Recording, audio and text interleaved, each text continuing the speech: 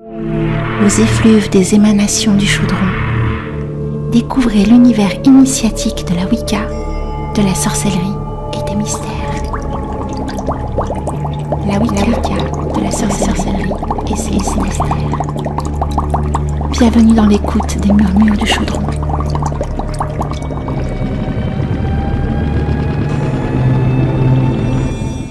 Le replay, ça s'est passé sur Witches Radio. Comment trouver la radio qu'il me faut? Une radio sorcière, mais sérieuse comme il le faut. J'ai enfin trouvé la radio qu'il me faut. C'est Witches Radio. Oui, Witches Radio. Witches Radio, la radio qui va vous enchanter. Et oui les amis, il est 21h, passé de 6 minutes et nous sommes en direct sur Witches Radio en ce samedi soir 29 janvier et c'est également le jour de l'anniversaire de Rémi Hortz à qui on fait plein de gros bisous et à qui on souhaite un très très très joyeux anniversaire. Et ce soir les amis, pour les murmures du chaudron, c'est un spécial émission soirée autour de la divination et du thème de la divination, et pour cela je ne suis pas toute seule et non, je suis en compagnie de très cher et merveilleux Torque. Coucou mon petit Torque. Oh, bonsoir Alina, merci beaucoup et merci pour cette belle soirée là qui va nous fasciner, j'en suis certain. Bravo en tout cas, merci mille fois. Merci surtout à Mandralol qui nous dit que Witches Radio va nous enchanter, donc j'espère que cette soirée va nous enchanter également, bien évidemment. Oh oui, ça va être quelque chose. Alors tu nous avais dit dimanche dernier, parce que tu étais à l'antenne, tu sais, pour le réveil des sorcières, oui. Et tu avais fait une merveilleuse émission autour justement des objets magiques et tout, et tu avais fait une session de tirage. Oui, et tu nous avais proposé d'être à l'antenne ce samedi soir, pour parler de divination, et pourquoi pas, en deuxième partie, proposer à des witches qui le souhaitent, de passer à l'antenne avec nous ce soir en direct et de faire un tirage avec eux. Oui, on va faire ce que l'on appelle tout simplement un tirage expérimental. Je dis bien expérimental, comme nous l'avons fait le week-end dernier, et avec bien sûr un jeu, le Béline, que beaucoup de nos witches connaissent. Et en fait, c'est un jeu qui a été qui fait partie de notre collectage de tous ces objets divination. Et tu vas nous en parler d'ailleurs merveilleusement là dans un instant, mais je ne pensais pas qu'il y en avait autant. Et si, j'ai toute une liste, et ça c'est grâce à Mandala, parce qu'il y a fort longtemps maintenant, sur Radio Arcadie, on avait fait une émission spéciale sur la divination également, et en fait on avait fait tout un plan, et notamment le mien, j'en avais créé un, donc en fait pour information les amis, Torque est en train de lire le plan que je lui ai transmis, et c'est aussi un plan, si jamais vous le souhaitez, que vous pourrez aussi retrouver en nous écrivant à contact@witchesradio.fr, et ça vous permettra en fin de compte d'avoir l'intégralité des informations que je vais vous transmettre ce soir, avec les liens, les sources, il y aura tout. Et en fait, je me suis servi de ce plan il y a 4 ans, 5 ans en arrière maintenant, pour concevoir tout ce que je sais, moi, à mon petit niveau, sur la divination et les arts divinatoires au sens large. Et effectivement, dans ce plan, il y a pas loin d'une centaine de listes recensées d'arts divinatoires, donc par ordre alphabétique, notamment l'axinomancie. Alors, est-ce qu'on peut deviner ce qu'est l'axinomancie, n'est-ce pas, mon petit Torque ? En fait oui, mais il faut vraiment rechercher dans nos livres, dans beaucoup d'ouvrages spécialisés, mais en fait celui qui connaît bien et le latin naturellement, et le grec, ou parfois même des langues un petit peu plus anciennes, ce sera facile, mais je crois que pour nous tous, ça risque d'être pas simple. Axino, alors évidemment, puis mancie, mancie, on connaît bien la racine de ce mot, mais c'est mancie, toute mancie, c'est donc évidemment la divination.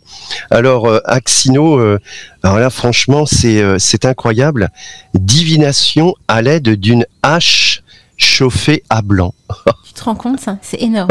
C'est fabuleux.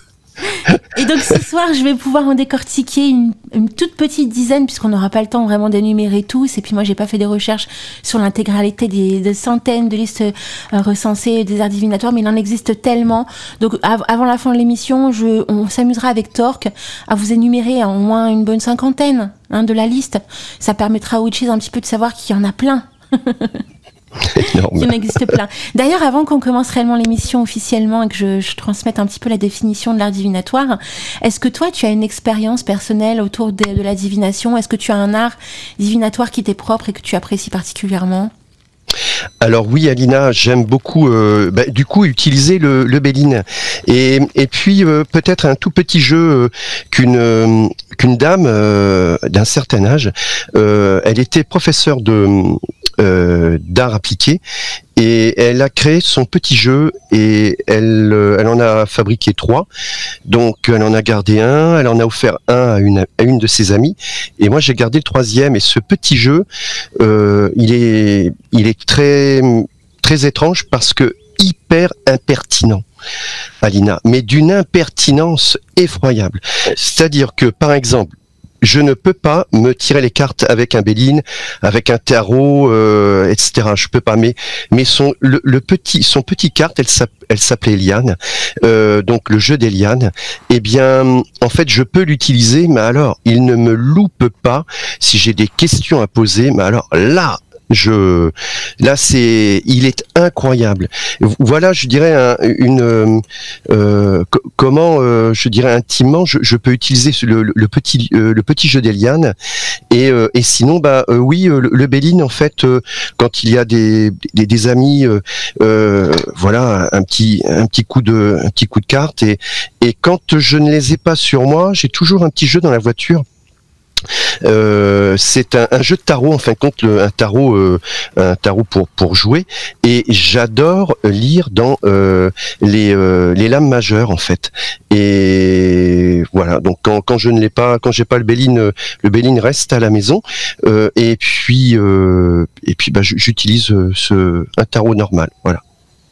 C'est passionnant. Donc, effectivement, donc l'art divinatoire que tu préfères utiliser, c'est tout ce qui est en lien avec la cartomancie, donc des jeux de cartes. Oui, vraiment ceci. Et il y avait aussi ça c'était rigolo. Nous avions réalisé un collectage, mais alors vraiment étrange. Nous sommes allés dans une ferme et je savais que pareil, une personne d'un certain âge à chaque fois nous disait tiens, attention, voilà, les corbeaux, alors, ils roulent les airs chez nous en Normandie. Eh ben les corbeaux là, ils vont plutôt, alors ils disaient à gauche ou à droite en fonction par où passaient les oiseaux. En fin de compte, c'est comme s'il avait une ligne tracée face à lui, face à son nez, entre ses deux yeux. Et si les oiseaux ou le groupe d'oiseaux ou un oiseau volait bas, volait haut, je dis crier, c'est idiot, mais voilà, jacassé ou autre, eh bien, il faisait une prédiction. Alors ça, c'était extraordinaire. La prédiction par le vol des oiseaux, soit à gauche ou à droite de sa vision à lui, au moment où il pensait à une question, ou qu'on lui posait une question, ou qu'il avait, par exemple, un ressenti en fin de compte. Il va se passer quelque chose là. Ils sont passés par là. Et plus c'était vers la gauche, je dirais que c'était peut-être un peu plus néfaste. Et plus c'était à droite, et cela était bénéfique. Enfin, bon, voilà. Mais il y avait, c'était extraordinaire ça. Alors, eh bien, les amis, ce que nous explique Torque, ça s'appelle aussi, c'est un art divinatoire. Donc, je ne sais pas si tu l'as vu dans la liste, Torque, mais en tout cas, ça existe, la divination par le corbeau ou la corneille. Et on dit, donc, par le corbeau, on dit la coracomancie, et par la corneille, c'est la coronomancie. Donc, pour te dire à quel point, bon, ça va, c'est pas encore pas trop compliqué. Il y en a des plus compliqués, hein, comme non, c'est pas la cristallomancie, parce que ça, c'est par le cristal. Mais il y en a certains, on va essayer de les décortiquer tout à l'heure, mais il y en a certains qui sont très très complexes. Hein. Donc avant qu'on commence, mon petit Torque, eh bien, on va faire plein de coucous à tous nos witches qui sont sur le chat. Donc si vous voulez venir nous rejoindre et rejoindre les auditeurs sur le chat, eh bien, il suffit tout simplement d'aller sur witchesradio.fr et dans l'onglet chat, vous mettez votre petit pseudo magique et comme par enchantement. Et oui, comme par enchantement, eh bien, vous êtes connecté au chat de la radio. Et là, on a Mimi qui vient tout juste d'arriver, à qui on fait plein de gros bisous. On a également Alteus tous qui est là. On a Amulus, on a Laura et on a Robert. Et on a également Torque qui est aussi sur le chat. Donc si jamais vous voulez lui poser des petites questions à travers le chat ou même par mail, puisque la boîte mail est ouverte, les amis, c'est contact@witchesradio.fr.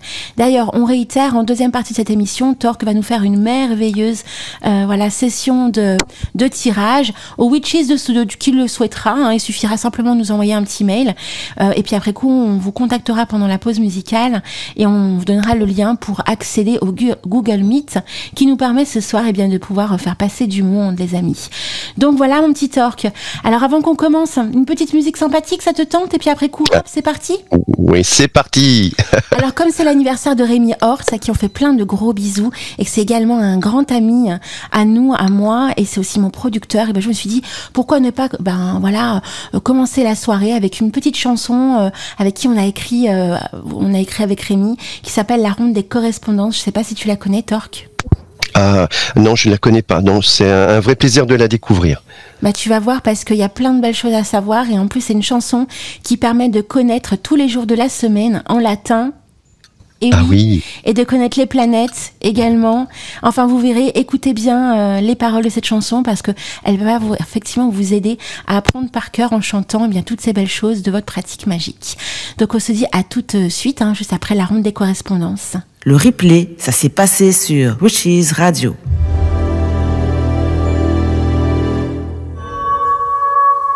Witches Radio réveillera la sorcière qui est en toi. Witches Radio. Et oui les amis, on reprend le cours de l'émission, il est 21h20 et c'est parti. Tu es prêt mon petit Torque ? Oui, je suis là. Merveilleux. Alors, si tu en prends le plan que je t'ai laissé et que je transmettrai aux Witches s'ils le souhaitent en nous envoyant dans le petit mail, j'explique en fin de compte la définition de l'art divinatoire. Et on peut dire que l'art divinatoire est une technique de divination utilisée pour lire l'avenir. Jusque-là, on est d'accord, rien n'est surprenant puisque effectivement, si on connaît un petit peu l'étymologie, on sait un petit peu de quoi on parle. Et en fait, il existe plus d'une centaine d'arts divinatoires recensés avec des techniques de divination très originales dont vous pourrez effectivement retrouver la liste dans le PDF et qu'on va aussi vous citer ce soir. Et une grande majorité donc des arts divinatoires recensés ne sont pas ou même très peu connus des gens en grande partie, mis à part les personnes utilisant certaines arts de divination. Il faut donc être intéressé par le sujet pour savoir par exemple que la bibliomancie, c'est un art parmi tant d'autres. Tout à l'heure je te demandais ton art divinatoire préféré. Pour ma part c'est la bibliomancie, c'est mon art préféré avec la cristallomancie et la captotromancie. Donc pour ceux qui... j'ai beaucoup de mal à le dire, mais j'adore cet art divinatoire. Et c'est l'art par le miroir, bien évidemment, vous l'aurez compris. Et donc, on le sait, la bibliomancie, c'est donc l'art de deviner l'avenir par les livres. On pose des questions aux livres, on ouvre une page au hasard et on a une réponse, par moment un petit peu originale, la réponse, suivant le livre que vous utilisez.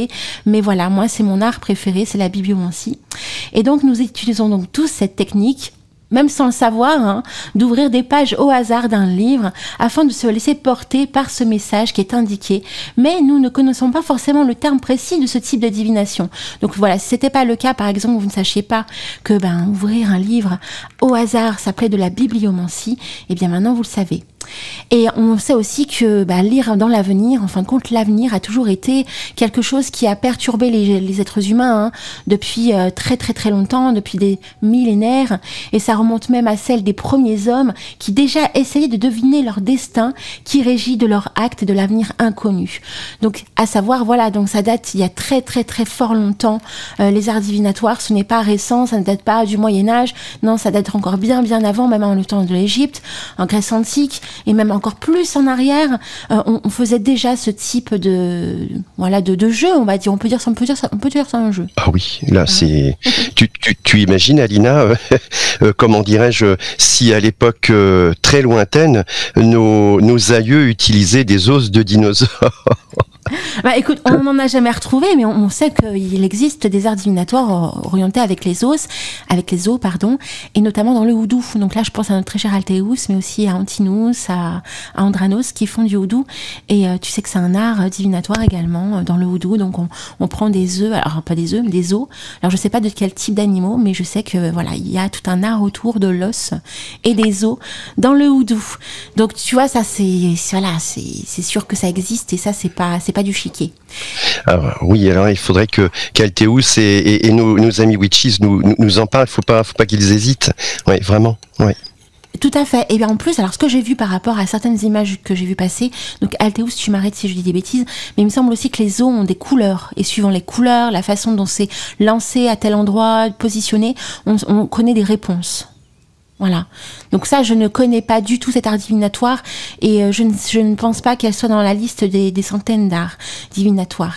Mais concernant l'origine et l'histoire de la divination, on peut dire que c'est dans les grandes civilisations antiques que l'art de la divination était monnaie courante. Et donc chaque individu, du moins les seigneurs, les citoyens libres, les bien nantis et bien évidemment ceux qui jouissaient d'une certaine notoriété, consultaient fréquemment, et oui, des astrologues et des devins. Donc les astrologues existent aussi depuis fort longtemps. On en a également longuement parlé dans une émission spéciale sur Radio Arcadie il y a fort longtemps aussi avec Mandala Chakra sur les rois de France et la sorcellerie. Et là j'avais fait tout plein aussi de recherches sur plein d'astrologues, notamment comme Ruggieri, enfin il y en a tellement. Et voilà, donc si jamais vous êtes intéressé, vous allez sur Arcadie TV bien sûr. Alors, même si la chaîne ne nous appartient plus, vous pouvez toujours accéder aux émissions puisqu'elles sont gratuites bien évidemment. Et donc grâce à toutes ces arts divinatoires, on peut connaître notre destinée, les sorts du destin. Et en fait, on se pose la question parce que ça existe depuis tellement longtemps. Il y en a certains qui n'y croient pas, d'autres qui y croient, mais plus dur que fer. Et en fait, je me dis que si vraiment ça n'existait pas, enfin, si tout ce qu'on pouvait révéler n'était que du chiquet, par exemple, ça ne pourrait pas perdurer dans le temps. Tu en penses quoi ? Eh bien, en fait, il est vrai, nous sommes libres de croire ou de ne pas croire. Cependant, comme nous allons en faire l'expérience tout à l'heure, qu'est-ce qui fait que l'on va cristalliser en soi des choses que l'on va pouvoir délivrer à une autre personne ? Alors, il y a, j'imagine, comme toi, Alina, comme nous tous, évidemment, je crois qu'il faut être vraiment très honnête. C'est pas par pur plaisir que de dire ouais, j'y crois pas, ou ouais. Non, en fait, il y a tellement et tellement d'événements dans la vie de tous les jours qui nous, il y a des choses qui vont nous dire, tiens, lui je le sens pas. Un exemple, un tel là, je suis certain qu'il est amoureux de la voisine. Ou alors, tu vois, plein de choses comme ceci qui viennent. Et ça peut même être tout simplement être distrait, j'utilise ce verbe, par une nuit, et on se lève, par le biais d'un rêve, se dire, tiens, alors aujourd'hui je suis sûr que quelqu'un va venir ou qu'il va y avoir telle nouvelle. Et ça, nous pourrons en parler tout à l'heure, puisque dans nos campagnes et dans nos collectages toujours, sur le plan historique, sociologique et ethnologique, on en a retrouvé énormément de ces choses-là. Et ce sont des bonnes gens, des gens tout simples qui sont à la ferme, des travailleurs, et puis qui disent, alors là, je comprends pas d'Ivoire. Je le savais, il s'est passé quelque chose, de la façon dont le chien a aboyé, ou quelque chose comme ceci, j'étais certain que le voisin n'allait pas revenir des courses. Tiens, il est tombé dans le fossé, m'en doutais, je l'ai vu, je l'ai entendu. Et ça, nous avons tous fait cette expérience, on va dire un peu extraordinaire en fait. D'une révélation et puis d'une vision, je dirais en effet du futur, et qui va s'avérer juste. Alors il y en a d'autres, elles sont pas toutes évidemment et peut-être heureusement justes, mais si nous devions connaître très exactement l'avenir de chacun, cela remettrait en cause, j'imagine, bien des cultes, bien des croyances, croyance en des dieux et des déesses, ou se dire que, eh bien, le système de la création, eh bien, va nous... Donc c'est tout. Et alors là, quelle est la place, en fin de compte, à notre liberté, en fait? Et ce que je trouve dingue, en fait, quand tu découvres un petit peu le parcours et l'origine de la divination et ce qui a pu se faire des siècles en siècles, c'est qu'avant, c'était hyper couru, quoi. C'était hyper répandu de faire, voilà, ce genre d'art divinatoire dans tous les sens du terme, dans toutes les formes du terme. Et en fait, à partir du Moyen-Âge et de la Renaissance, ça a commencé vraiment à devenir beaucoup plus chaotique, beaucoup plus sombre. Et notamment, à cause des délires de l'Inquisition, eh bien, les devins et les astrologues, eh bien, furent dès lors soupçonnés de satanisme, de commerce hérétique, et en fin de compte il y a eu toute une légitimité qui a dû s'imposer du fait que la croyance de la religion chrétienne, notamment catholique, a été tellement forte à cette période-là, la peur de Satan, la peur du diable, ça fait qu'après coup les astrologues, les devins, les personnes qui faisaient aussi de la sorcellerie traditionnelle, au grand sens large du terme, eh bien n'étaient plus considérés comme ils étaient considérés par le passé. Parce qu'avant, quand même, ces gens-là étaient appréciés par la communauté. Quand vous étiez dans un village, on allait voir le sorcier, on allait voir le rebouteux, on allait voir l'astrologue, on allait voir le devin. Et il était vraiment connu, reconnu. C'était aussi un homme ou une femme, soit un homme qui avait fait quand même des longues études, une femme qui connaissait tout du pouvoir des plantes, qui aidait les femmes à accoucher.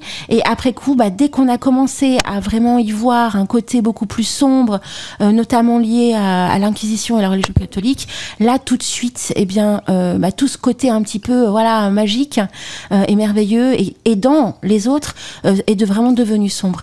Donc c'est pour ça quelque part, je trouve dommage, quand on lit un petit peu l'histoire des arts divinatoires, qu'aujourd'hui on conserve encore cette image néfaste, cette image sombre, cette image galvaudée des diseuses de bonne aventure, de voyantes, d'astrologues, de toutes ces personnes en fin de compte qui utilisent en fin de compte différents types d'arts divinatoires pour pouvoir faire découvrir des choses, le futur, le passé, le présent, enfin peu importe, mais voilà, qui utilisent cet art divinatoire pour rendre en fin de compte le monde plus merveilleux en soi. Je sais pas ce que tu en penses.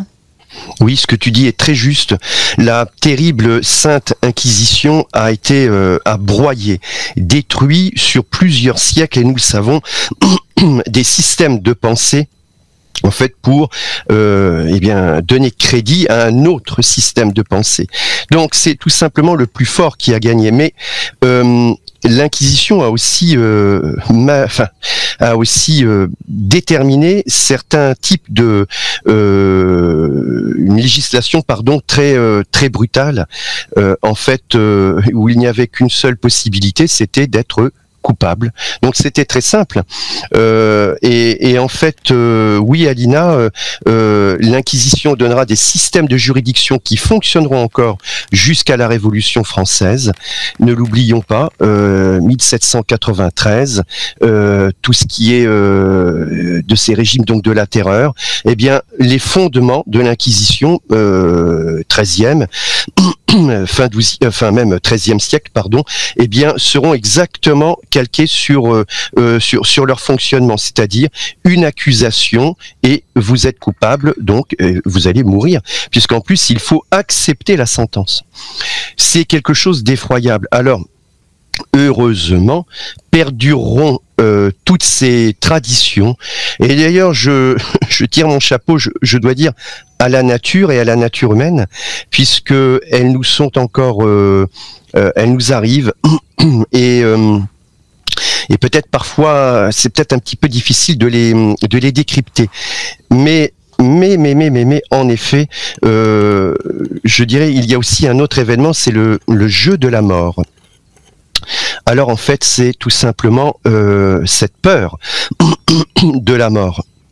On meurt, oui, c'est une certitude, et devant cette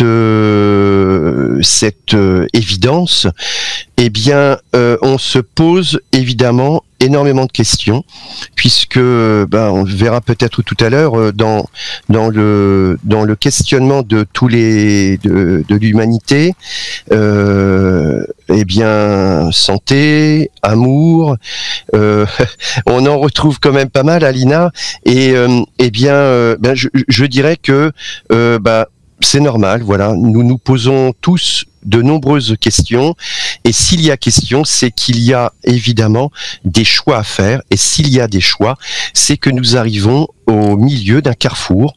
Alors c'est peut-être celui des Kat ou de Lilith qui nous regarde et qui veut bien nous donner un coup de, pas un coup de bâton, mais voilà, alors tu vas à gauche ou tu vas à droite? Quel chemin prendre? Voilà.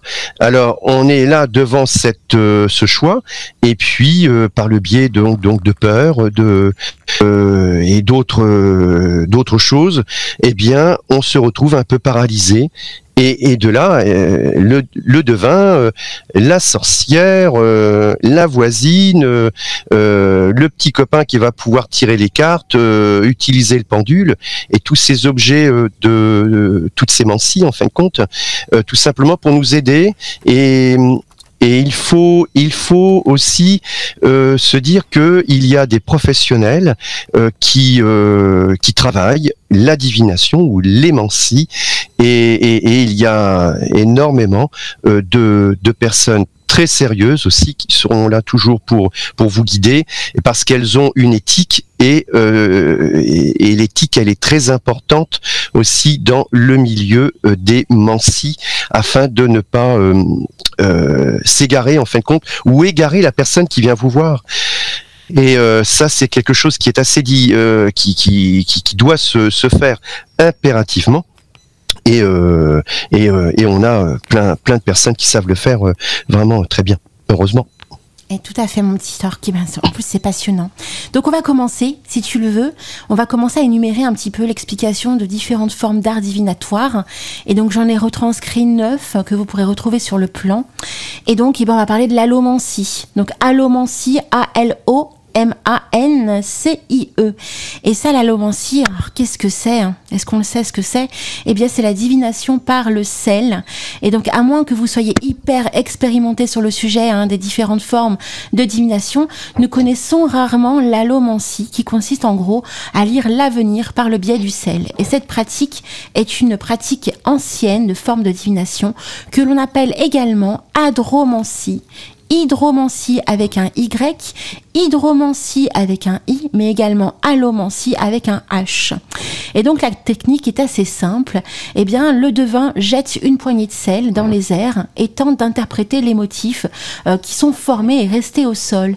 Et après des recherches, moi je n'ai trouvé aucun livre ou même aucun site en fin de compte qui puisse permettre vraiment de connaître des interprétations exactes, mais à ce que j'ai pu en lire, eh bien ils suivent a priori une méthode similaire à l'aleuromancie, qui est une divination par la farine ou même le froment utilisé par Apollon lui-même et que l'on nommait jadis l'aleuromancie. Donc aleuromancie, là c'est A-L-E-U-R-O-M-A-N-T-I-S. Alors j'aime bien épeler les mots, ça permet aussi aux gens, en même temps ils nous écoutent, ils regardent sur internet et ils peuvent aussi faire leurs propres recherches s'ils ne veulent pas avoir spécialement le plan que j'ai conçu pour l'occasion.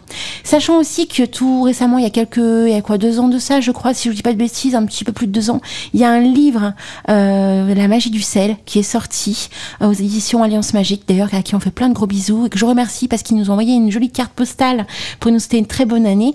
Donc on profite de cette soirée pour leur souhaiter une très bonne année également, et les remercier. Et donc il y a effectivement un livre sur la magie du sel, il me semble que c'est Alliance Magique qui a fait ce livre, et donc si jamais vous êtes intéressé, je l'ai en ma possession, il est vraiment très très intéressant. Il y a plein de rituels autour du sel. Donc là ce sont des rituels autour du sel, mais moi ce soir je vous parle de la lomancie, donc qui est de la divination par le sel. Et si vous êtes également intéressé par cette forme de divination, il y a un livre qui en parle et qui s'appelle Le petit manuel du devin et du sorcier, et qui a été écrit par Nathaniel Moult. Alors donc la première édition, elle date d'il y a très très longtemps, de 1854, et je me souviens très bien la première fois que j'ai découvert ce livre, c'était grâce à Steph Donat. Justement, il y a quelques années en arrière, on avait fait une émission un petit peu similaire avec Steph et Mandala. Et justement, Steph m'avait donné le lien de ce PDF et j'avais halluciné parce que j'avais découvert plein de formes de divination. Et c'est aussi notamment grâce à ce livre que j'ai pu découvrir plein de mes recherches en fait, que je vous énumère ce soir. Donc, est-ce que tu connaissais, bien évidemment, Torque, l'allomancie? Alors l'allomancie, non, dans ce sens du tout. Là, je découvre vraiment. Je t'assure, ton plan, il est il est vraiment extraordinaire. Alors, par contre, toujours dans nos collectages et alors la divination donc par le gros sel en fait, mais généralement il est béni ou il ne l'est pas. Bon, évidemment c'est l'un ou l'autre. En fait. On utilise énormément de sel que l'on dépose dans une coupelle, quelle qu'elle soit, en bois, en céramique, une assiette creuse. Et en fait, beaucoup de personnes vont chercher à lire si les lieux sont infestés par des énergies négatives. Alors certains diraient démoniaques ou voilà. Et en fait, si le sel court, c'est-à-dire sort, puisque le sel est vivant, du bocal ou donc de l'assiette ou de la coupelle, eh bien, le sel, chez certaines personnes, peut courir, comme l'on dit.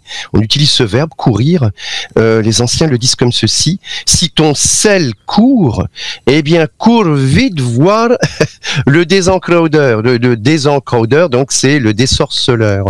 Ça veut dire que si le sel réagit, donc, vivant à une énergie négative, il faut aller voir rapidement quelqu'un. En fait, c'est comme si c'était un peu comme nos autotests en ce moment. Eh bien, c'est un autotest en fait dans la maison et qui très très fréquemment utilisé. Alors surtout nous, on a énormément collecté des personnes qui l'utilisent dans les chambres, notamment la chambre à coucher. Cet autotest, je dirais, donc cette divination par le sel. Et tu vois, ça me fait réagir comme ceci, tu vois. Ah oui, je comprends. En plus, tu vois, ça va en corrélation avec la suite de mon petit plan qui en parle. Et effectivement, il y a tout un lien autour du sel et forcément de tout ce qui est en lien avec je cherche mes mots.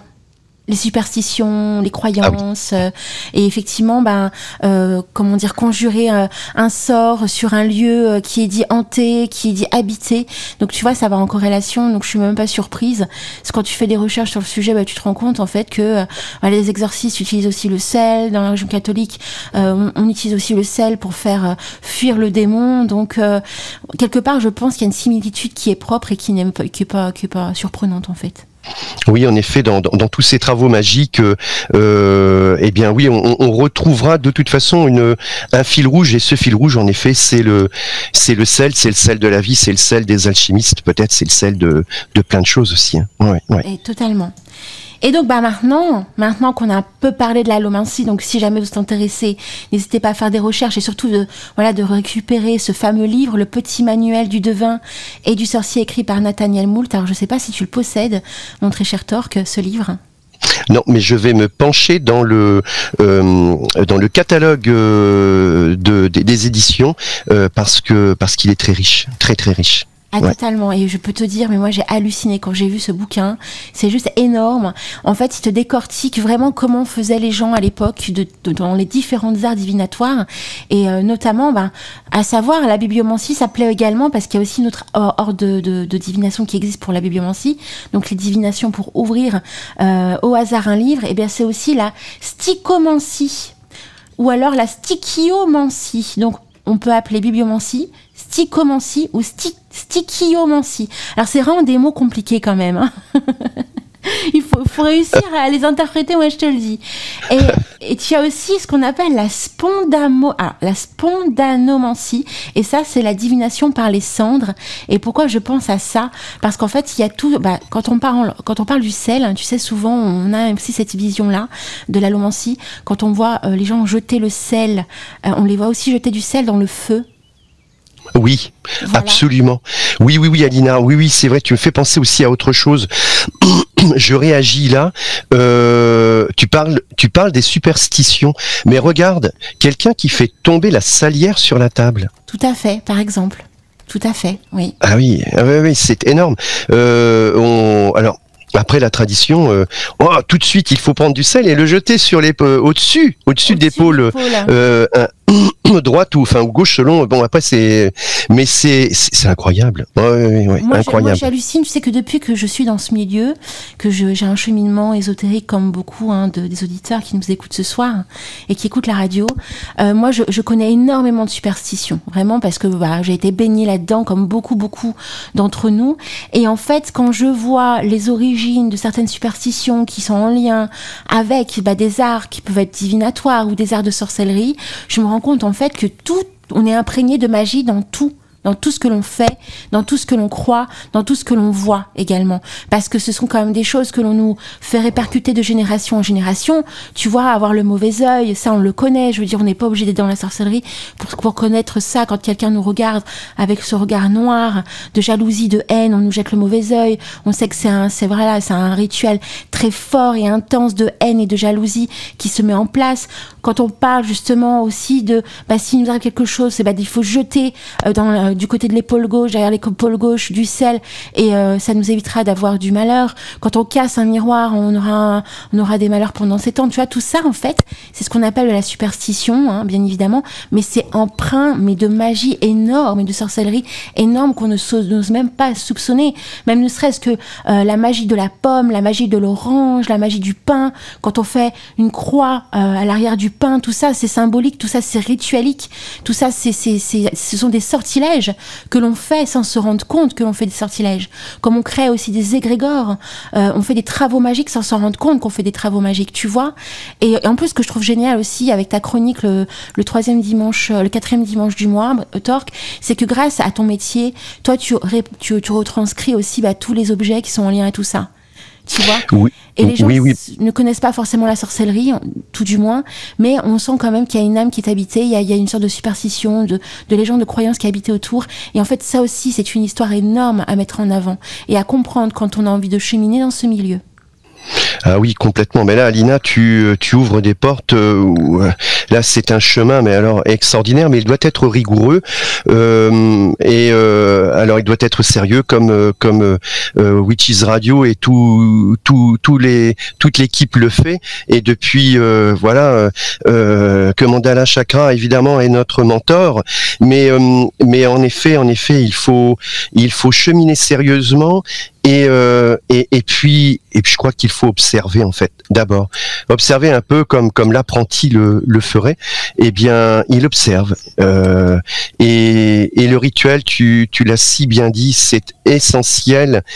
Et évidemment, il y a aussi, il faut questionner. Il faut vraiment aller auprès des autres, auprès des anciens et les questionner parce qu'en fait ils en savent tellement et puis après il faut comme on va le faire tout à l'heure, eh bien il faut qu'il y ait place à l'expérience.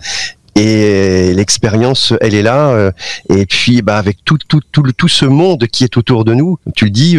Ce mauvais œil, ces gens positifs, ces gens moins, voilà. Eh bien, de toute façon, notre vie, elle est faite ainsi. On baigne dedans. Mais même quand on est tout petit, on parlait des os tout à l'heure, Alina. Mais regarde, le jeu des osselets. Il y en a bien un qui est peint en rouge. Parmi les autres qui peuvent être noirs ou blancs.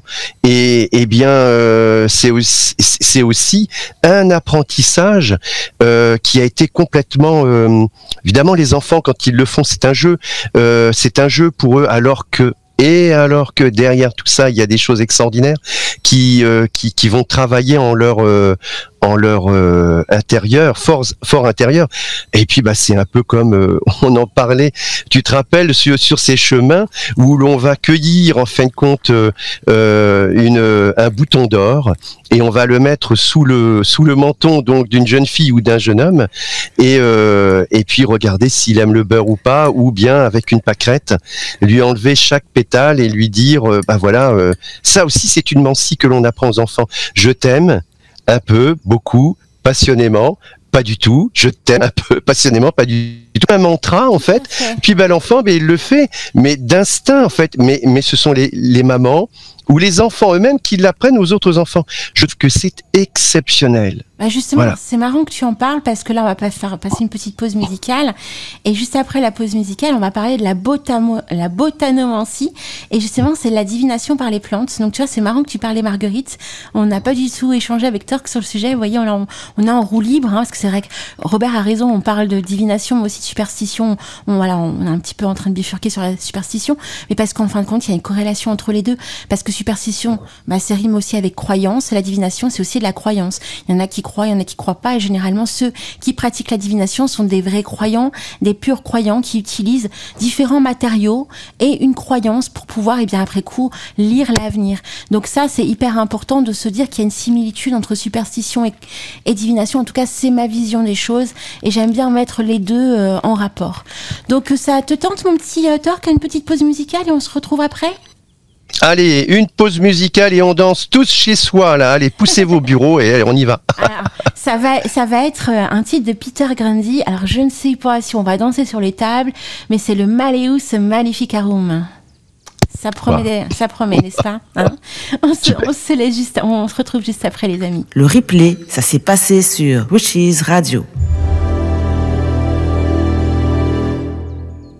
Comment trouver la radio qu'il me faut, une radio sorcière, mais sérieuse comme il le faut. J'ai enfin trouvé la radio qu'il me faut, c'est Witches Radio. Oui, Witches Radio.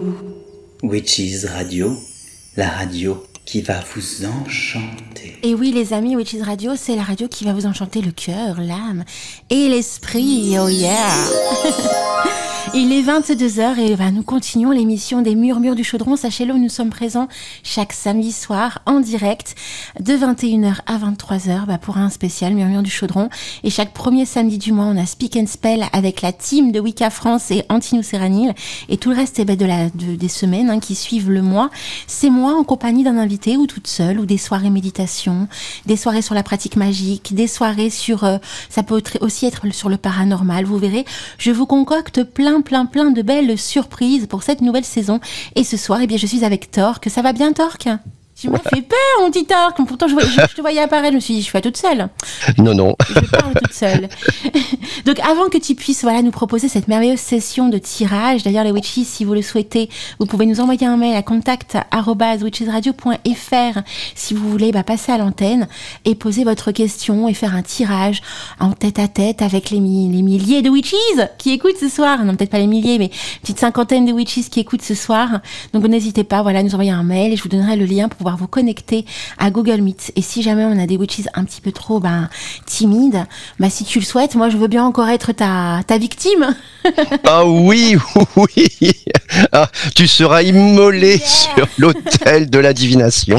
Surtout que, alors si les Witches n'ont pas écouté l'émission de dimanche dernier, tu as fait un test sur moi, tu m'as prédit des choses et cette semaine j'ai signé mon bail. Voilà, tu m'as dit que j'avais trouvé un appartement et j'avais la vue sur 3 appartements et l'appartement que j'ai validé, en fait, qui m'a été validé, c'est le deuxième chouchou que j'avais, donc je suis bien contente et voilà quoi. Ça veut dire que ça s'est bien passé, tout ce que tu m'as dit. Waouh, ça c'est bien. Mais alors, Alina, si bien sûr les Witches nous écoutent, mais comme pour toute expérience, il faut un cadre. Alors, nous proposons un cadre en fin de compte à la question. Et évidemment, c'est de l'expérience. Cependant, pas de questions sur la santé. Voilà.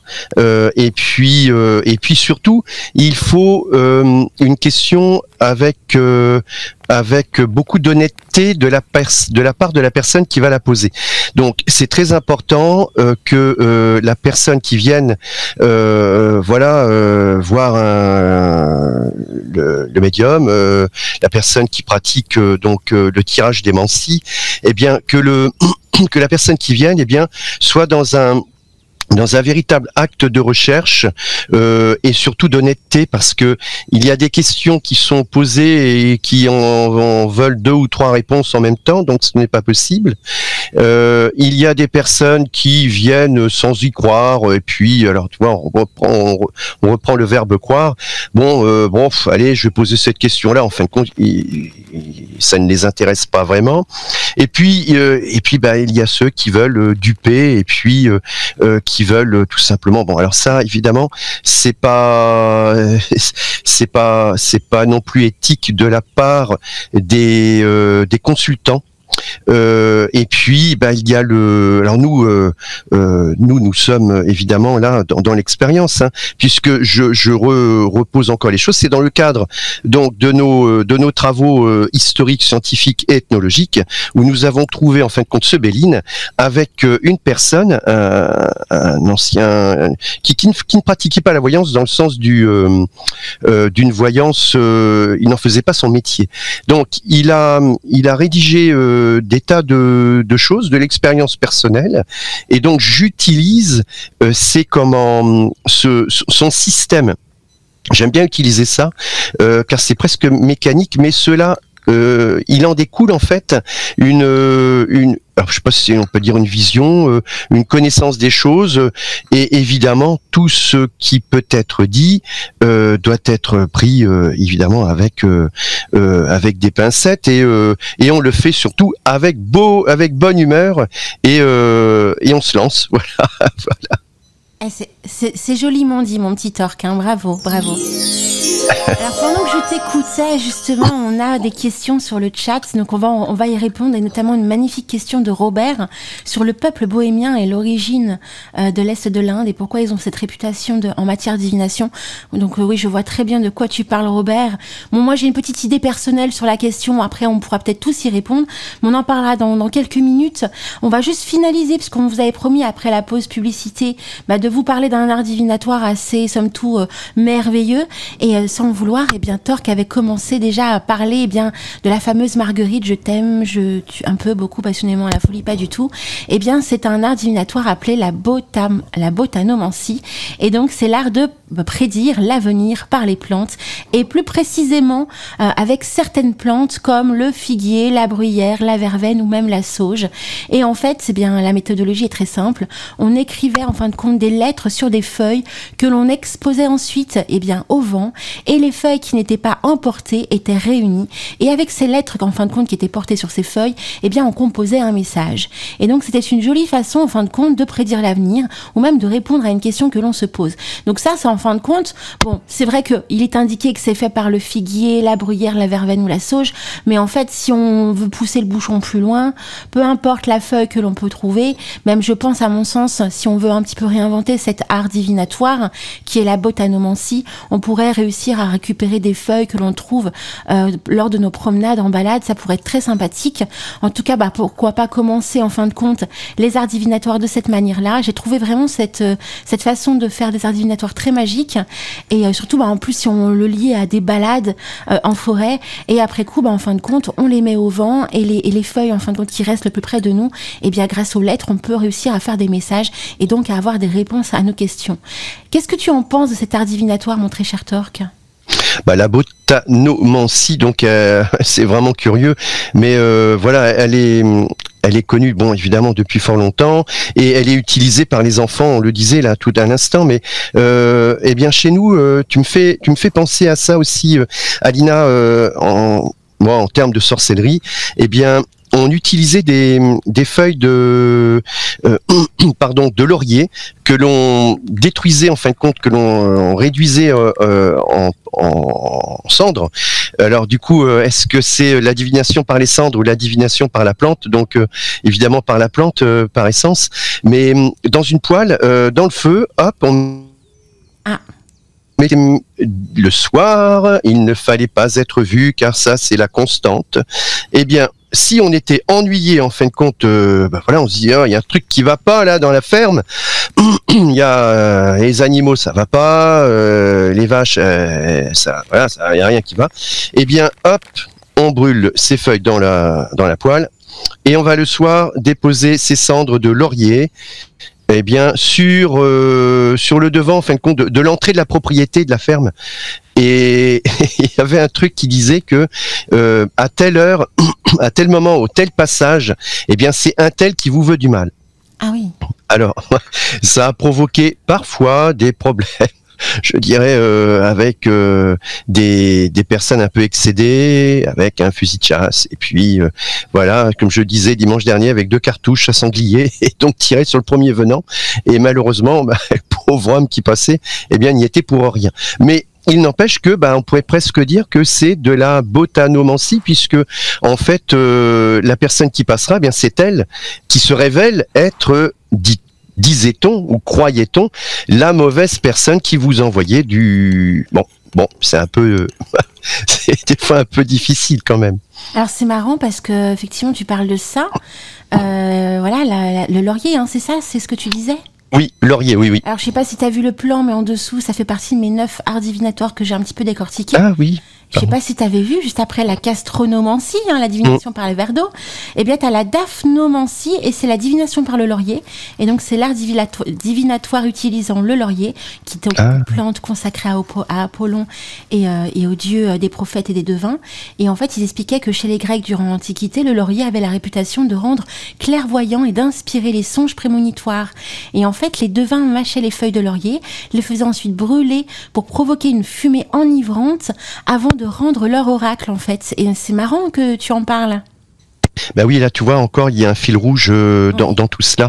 Le laurier, oui, symbole à la fois de réussite et de divination. Non, mais franchement c'est vraiment amusant. Je ne pensais pas à cette et en plus cette racine. Bah oui, daphnomancie. Non, je suis vraiment étonné. C'est vraiment génial. Il est scotché notre petit orque.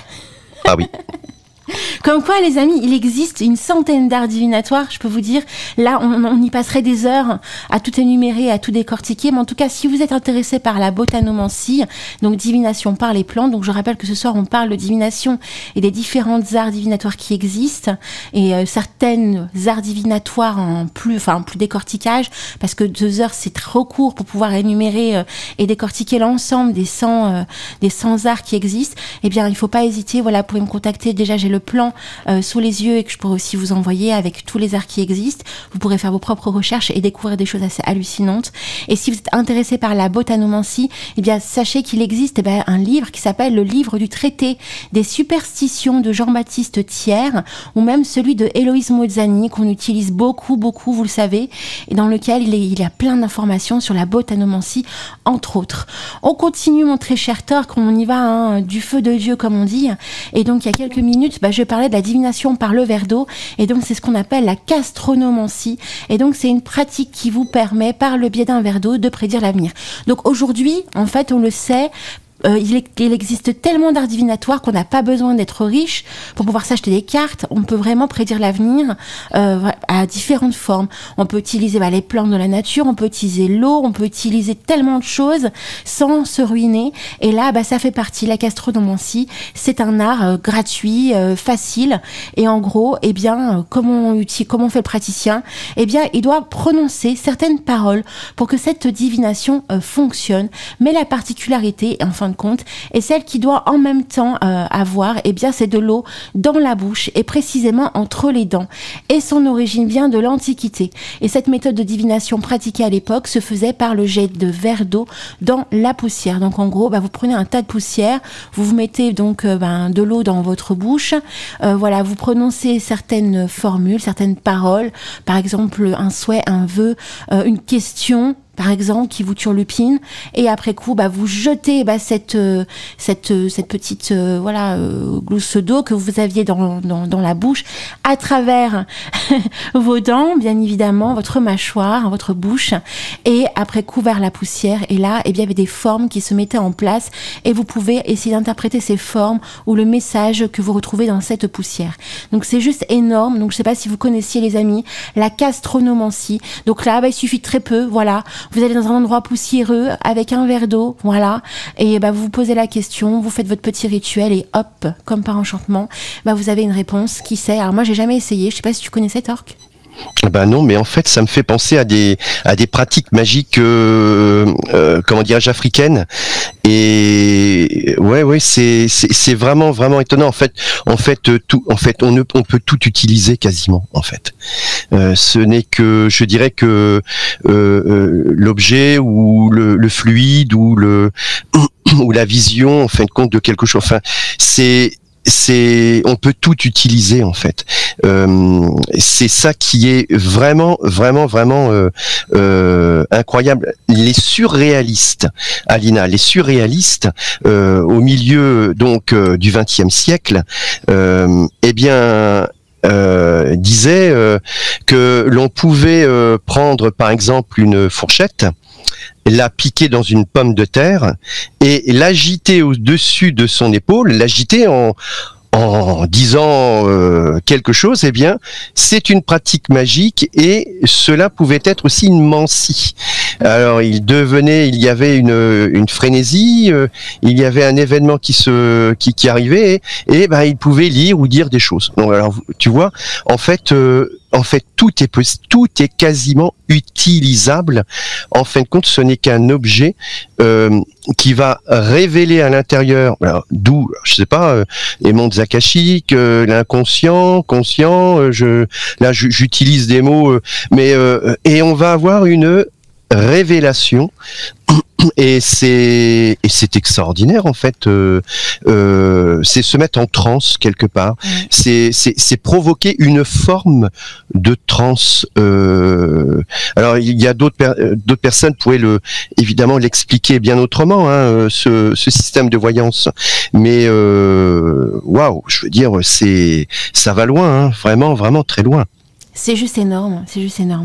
Et donc on va continuer, mon très cher Torque. Donc après cet art divinatoire somme toute assez original. Ah oui. Il y a également la bibliomancie, mais bon, je pense qu'on est très nombreux à la connaître, cette forme d'art divinatoire. Donc si vous voulez avoir plus d'éléments, vous aurez le plan, il suffira de me contacter, pas de souci. Mais bon, on va peut-être passer à un autre art qui est aussi très peu connu, quoique ça, je pense que c'est un petit peu connu quand même de certains praticiens expérimentés, et c'est la palomancie, et donc c'est la divination par le bois. Encore une fois, j'ai essayé de mettre en avant des arts divinatoires faciles d'accès, qu'on peut tout utiliser sans pour autant se ruiner, même gratuitement, vous voyez, par l'eau, par les plantes, par le bois. Donc là, c'est la palomancie. Et donc, c'est une méthode de divination par des baguettes de bois. Et elle remonte aux temps anciens, utilisée par les Germains, les Chinois, les Perses et même les Romains. Et en fait, la technique, elle est simple. Elle consistait à utiliser des baguettes de bois que l'on lançait en l'air pour obtenir des présages lorsqu'ils étaient retombés par terre. Et la façon dont le bois retombait à tel endroit, de telle forme et tout ça, eh ben, ça donnait en fin de compte bien une réponse. Et en plus, il y a une autre méthode via cet art divinatoire. Il y a une autre méthode qui consiste en fait de graver des signes très spéciaux sur chaque baguette, voilà. Et ensuite, eh bien, on pouvait soit tirer au sort une baguette, voilà, que l'on cachait dans un sac ou un sachet quelque chose, ou alors, eh bien, on pouvait, comme je vous expliquais il y a quelques secondes, eh bien, la lancer en l'air. Et en fait, suivant, pareil, la forme, la gravure qui était révélée au sol, eh bien, on avait la réponse à notre question. Et là aussi, ça me fait un peu penser, je vais encore parler du houdou, mais ça me fait un peu penser à la divination par les os avec le houdou, parce qu'effectivement, on lance aussi les os, hein, comme on lance des dés, pareil, avec des choses gravées, des formes gravées qui nous permettent de découvrir des réponses. C'est un peu dans le même esprit, sauf que là, c'est des baguettes de bois. Donc, on peut aussi créer nos propres baguettes, une balade en forêt, on ramasse des morceaux de bois, hein, on remercie la nature, bien évidemment, pour ça. On ramasse des morceaux de bois et hop, quoi, on fait de la palomancie, on teste, on grave des choses dessus, ou si on n'a pas envie, on grave rien du tout. Mais dans tous les cas, voilà, moi je trouve ça hyper dingue. Et on peut aussi inscrire une réponse correspondant à une question autour d'un cercle, et même de le placer au centre d'une baguette de bois que l'on fera également tourner. Et quand cette baguette de bois s'arrêtera sur un mot donné, je sais pas si vous connaissez, la palomancie est très large, hein, on peut faire plein de choses avec ça. Donc quand cette baguette de bois s'arrêtera sur un mot donné, eh bien on aura la réponse à la question. Donc je trouve que la palomancie fait quand même partie des arts les plus simples, mais en même temps les plus magiques, parce qu'on utilise un morceau de bois donné par la nature, et avec un petit peu de créativité, d'imagination, on peut même créer ses propres arts divinatoires si on le souhaite. Waouh, ça c'est fort. C'est pas mal, hein. Ah oui, la palomancie, Eh bien, tu me fais tout simplement penser à la baguette du sourcier, en fin de compte, à la sorcellerie, l'utilisation d'une baguette de coudrier, le coude, le noisetier. Ça me fait penser à ça, en fait. Il y avait aussi des personnes qui utilisaient cette baguette de coudrier pour répondre à des questions chez elles, mais elle se mettait toujours dans l'angle de la maison, à côté de la cheminée.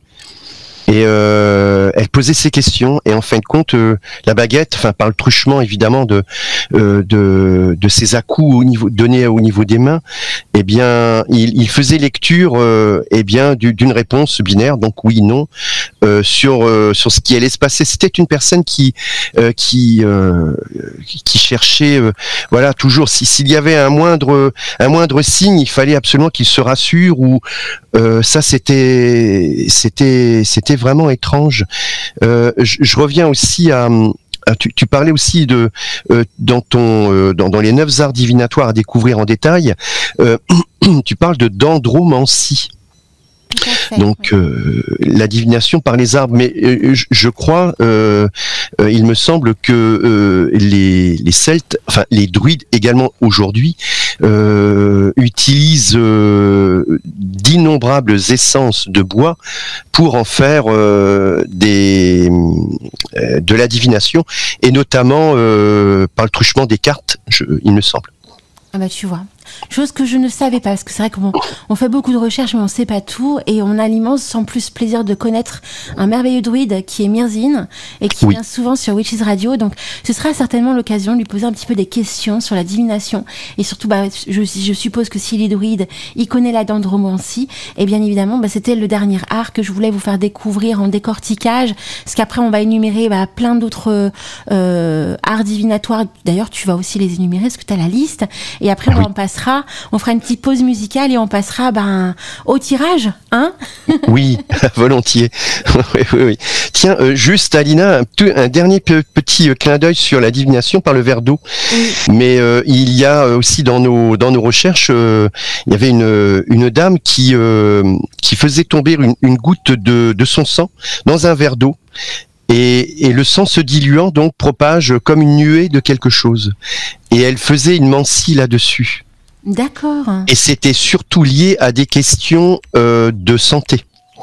Et autre chose dans l'eau, alors parce qu'il y en a d'innombrables, et c'est quelque chose qui m'a toujours pas choqué, mais vraiment interpellé, Alina, c'est l'utilisation de l'étain ou d'un que l'on faisait fondre dans une vieille casserole. Oui. Et que l'on jetait dans un seau en fer ou un seau en aluminium, les vieux seaux de ferme, et en fait compte on faisait la lecture du plomb, pardon, je dis de l'étain, mais c'est surtout du plomb. En fait, on fait fondre du plomb et on jetait ce plomb liquide. Alors attention, ne le faites pas les auditeurs, parce que c'est dangereux, évidemment. Mais en fait, ils jetaient cette préparation. Je l'ai vu faire plusieurs fois dans des fermes, et en fait. Le plomb va se durcir au contact de l'eau froide, et là c'est invraisemblable. Le plomb va s'imprégner vraiment, et des ondes qui environnent en fin de compte la personne ou le lieu dans lequel on projette ce plomb. Mais c'est consternant de voir les visages, les événements en fin de compte, parce qu'on cherche à comprendre pourquoi il y a du mal dans tel lieu. Eh bien, le mal se fige à l'intérieur du plomb. Ah ouais. Incroyable. T'as déjà vu, toi, t'as déjà assisté à ce genre d'art? Ah oui, vu et pratiqué. En plus, donc tu es bien placé pour en parler.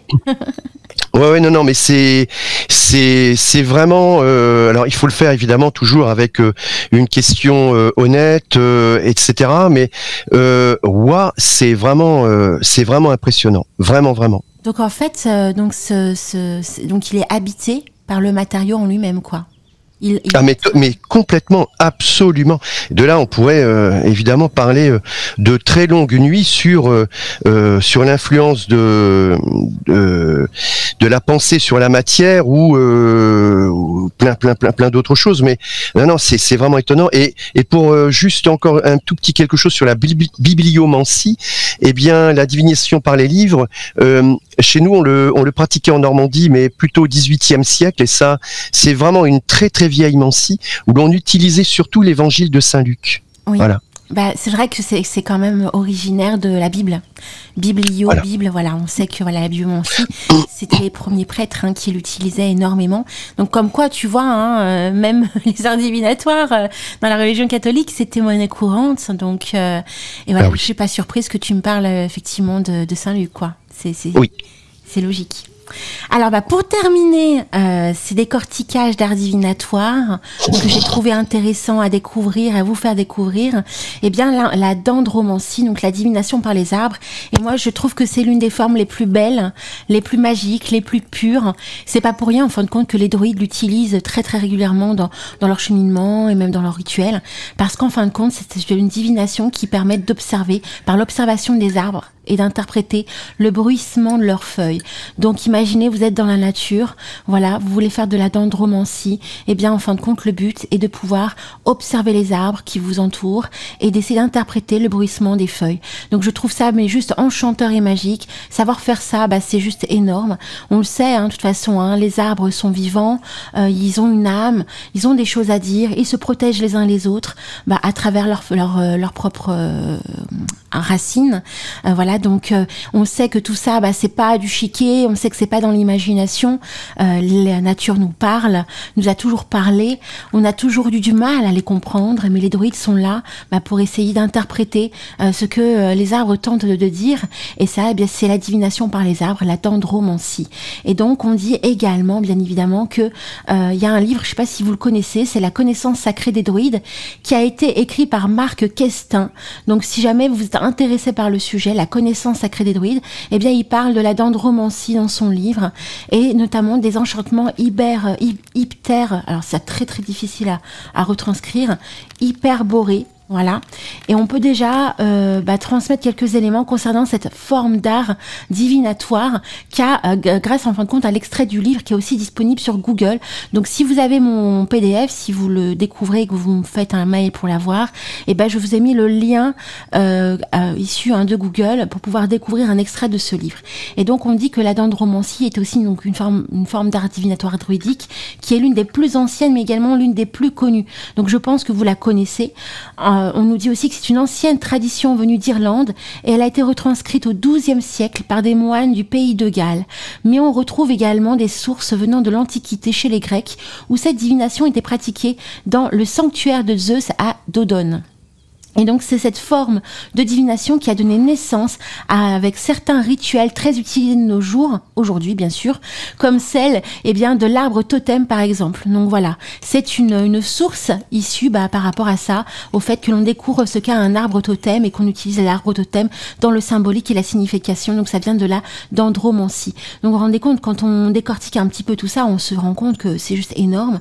Et donc la pratique, dans le concret, on dit que par l'intermédiaire du druide, qui est vêtu de blanc, lors de la sixième nuit de lune, avec une faucille en or, du gui et de chêne. La pratique consistait simplement de brûler le chêne et le gui, et d'en observer la fumée pour ensuite en faire une interprétation divine. Donc non seulement en fait avec la dendromancie, on est là pour essayer de, grâce au vent, au bruissement des feuilles, d'observer, d'avoir un petit peu des réponses, mais aussi en brûlant à un certain moment avec certains objets, à un certain lieu précis, la fumée pouvait nous donner une interprétation divine de notre question. Donc c'est juste énorme. Et là aussi, je vous donne des liens si jamais vous voulez avoir des sources, en savoir un petit peu plus sur cet art divinatoire. Je suis subjugué, vraiment. C'est clair. C'est pas évident. Alors c'est vrai que ça fait un petit moment que j'avais pas repris mes notes. J'ai changé quelques petites choses parce qu'entre temps j'ai fait un peu de recherche complémentaire pour la préparation de cette émission. Mais c'est vrai que c'est pas évident parce que là je vous retranscris effectivement ce qui se retrouve sur le plan et c'est pas évident de lire à l'antenne un petit peu tout ce qui s'y dit. Mais vraiment je vous invite à vous procurer ce plan parce qu'il est juste énorme Et voilà, quand on fait des recherches, on aime bien aussi donner des sources.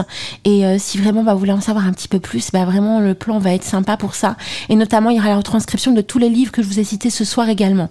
Donc il ne faut pas hésiter, si vous ne connaissez pas toutes les formes d'art divinatoire, que vous n'êtes pas forcément intéressé par ceux que je vous ai décortiqués ce soir, et bien là, il est temps, avant peut-être on va répondre aux questions, parce qu'on avait une question de notre très cher ami Robert, qui était très intéressante, et qui nous disait, alors, pourquoi le peuple bohémien, que l'on dit originaire de l'Est de l'Inde, a-t-il une réputation en matière de divination ? C'est vrai que c'est une bonne question, je trouve, que Robert a posée. Et est-ce que toi, tu penses avoir une réponse, une conviction suite à ça, à cette question ? Eh bien, je dois dire que de tous ces peuples qui ont énormément bougé, c'est-à-dire que le monde indo-européen est quelque chose de fascinant.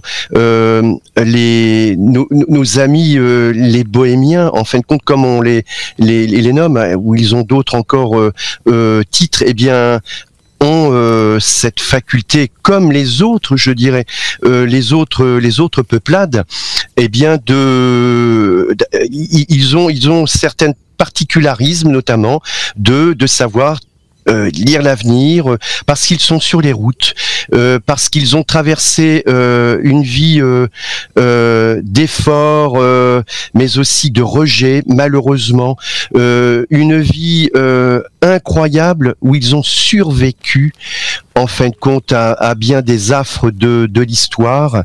Et ces peuples, même au-delà, pour certains sémites, et je le reviens, indo-européens, eh bien, on en retrouve des traces encore, d'ailleurs, dans l'Inde.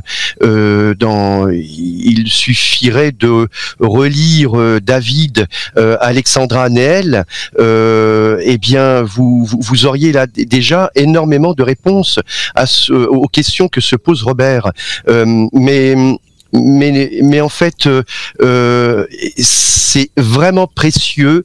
Leur connaissance, elle est exceptionnelle. D'ailleurs, il y a un tarot qui s'appelle le tarot des Bohémiens, entre autres. Il y a eu énormément d'ouvrages rédigés sur le plan même de l'ethnologie à leur sujet. Et en fait, eh bien, on a encore énormément de choses à connaître, à savoir sur toutes ces peuplades, en fin de compte, qui ont décidé, et encore aujourd'hui, eh bien, qu'il n'y ait pas de frontières dans le monde, et je trouve ça géant, et c'est fort courageux aujourd'hui. Mais ouais, non, replongeons-nous dans David Alexandra Neel. C'est cette femme qui fabuleuse. Vraiment, je vous invite vraiment à parcourir ces ouvrages. Vraiment. Moi, tu vois, je ressens exactement la même chose que toi. Puis je rajouterais en fait qu'effectivement, comme c'est un peuple libre, ma vision serait en fait donc plus ouverte, parce qu'ils découvrent tellement d'autres peuples, d'autres univers à travers leurs différents voyages, qui n'ont pas été happés par des dogmes en fait précis, notamment des dogmes religieux. Même s'ils sont quand même très croyants, c'est un peuple très croyant, ils sont quand même ouverts, très ouverts. Et en fait, comme les dogmes n'ont pas été ancrés en eux, en disant que la divination est quelque chose de néfaste et négatif, ça permet en fin de compte, eh bien, de génération en génération, à se laisser porter à l'ouverture de la divination. Et je pense entre autres, et puis aussi parce que c'est un art, il ne faut pas l'oublier, qui est très controversé également, parce qu'on peut se faire énormément d'argent.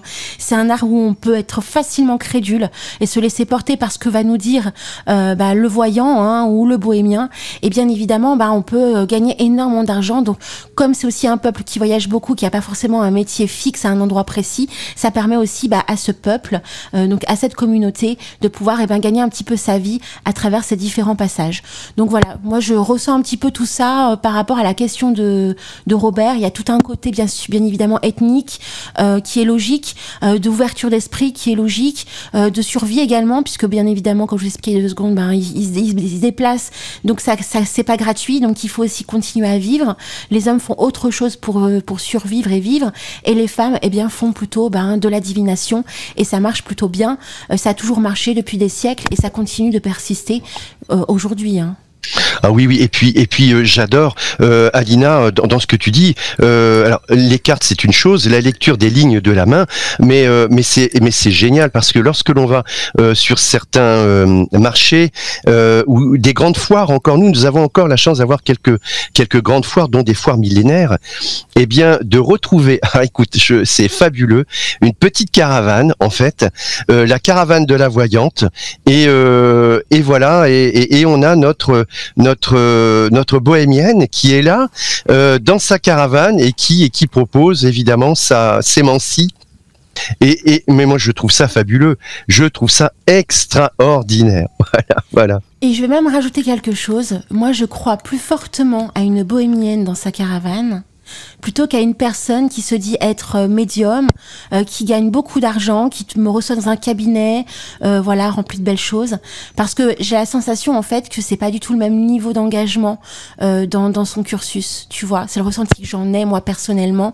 Et je ferais plus confiance, donc, à ce type de personne, bohémienne, voyante, traditionnelle, qui me reçoit dans une roulotte traditionnelle, qui a toujours grandi dans cet univers, qui a toujours été baignée par cette ambiance, plutôt qu'à une personne, voilà, qui me reçoit dans un cabinet édulcoré, avec des tableaux édulcorés, avec une certaine vision de l'ouverture d'esprit édulcorée, parce que déjà je trouve que les deux ne se rejoignent pas du tout dans leur complémentarité, et donc voilà, moi c'est vraiment la vision que j'en ai, et puis peut-être aussi c'est parce que j'ai aussi peut-être personnellement un bagage émotionnel qui m'est propre et qui me fait ressentir ça, mais en tout cas j'aime les gens en fait qui sont vrais, et pour moi quelqu'un qui est vrai, c'est quelqu'un qui a toujours vécu dans ce milieu-là et qui ne s'invente pas une vie, ou alors qui ne se crée pas une nouvelle profession parce que elle sait qu'elle va se faire, excusez l'expression, des en or, et voilà quoi. Donc personnellement je préfère aller voir une diseuse de bonne aventure.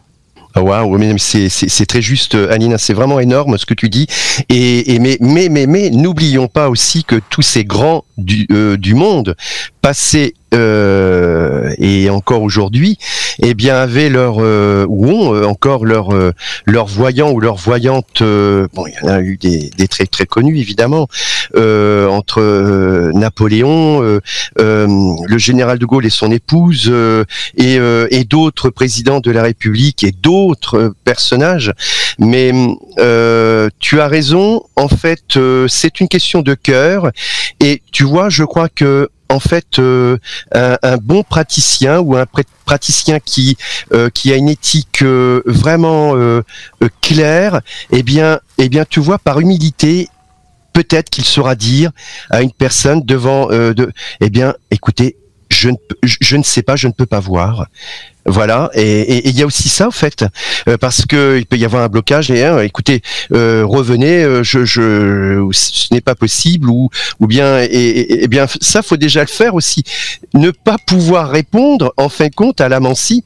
Imaginons la Pythie au temps des Grecs, eh bien dire non, mais en fait compte la Pythie encore, ça c'est encore un autre système, mais et pourquoi pas, voilà, moi je trouve que c'est vachement courageux que de dire écoutez, je ne sais pas, je ne peux pas vous répondre. Voilà. Bon. C'est juste énorme. Donc voilà, ça peut être aussi un retour de ressenti des witches.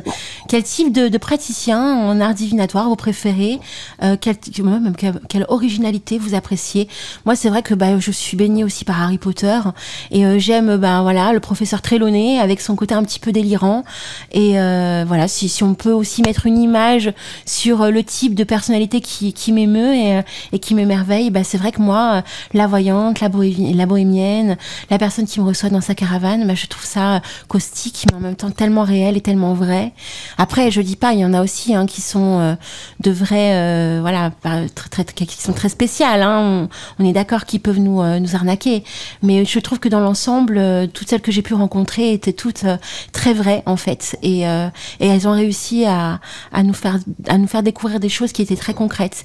Elles jouent pas un jeu, elles ne s'inventent pas une vie ou des diplômes qu'elles ont payé 1 000 ou 2 000 euros grâce à des formations, et ce sont des personnes vraies, voilà, qui sont issues du peuple, tout simplement, et de leur communauté. Et elles ne font que retranscrire la lignée de leurs origines, en continuant la divination dans leur caravane, ou même dans leur petit appartement, ou même des fois, on en retrouve aussi sur YouTube. Je ne sais pas si vous le savez, Torque, mais on a aussi des voyantes sur YouTube, très sympathiques aussi, très marrantes à découvrir. Ah bon, écoute, non, je ne le connaissais pas. Mais voilà, suivons la voie du cœur. Suivons la voie, toujours. Et donc, avant de finaliser l'émission et après coup d'avoir ce merveilleux tirage de Torque, si tu veux, on peut commencer à recenser quelques arts divinatoires de la liste. Oui, avec plaisir. T'as pu un petit peu regarder celle qui t'émoustille un peu ? Ah, mais il y en a tellement, Alina, et je pourrais presque, je m'amuserais bien à cliquer au hasard sur, tu vois, un peu comme une bibliomancie, en fait. Ah oui, avec le doigt. Donc tu fermes les yeux et au hasard, tu mets ton doigt dessus. Allez, attention, je ferme les yeux, Alina. T'es prêt ? Alors attention, 1, 2, 3.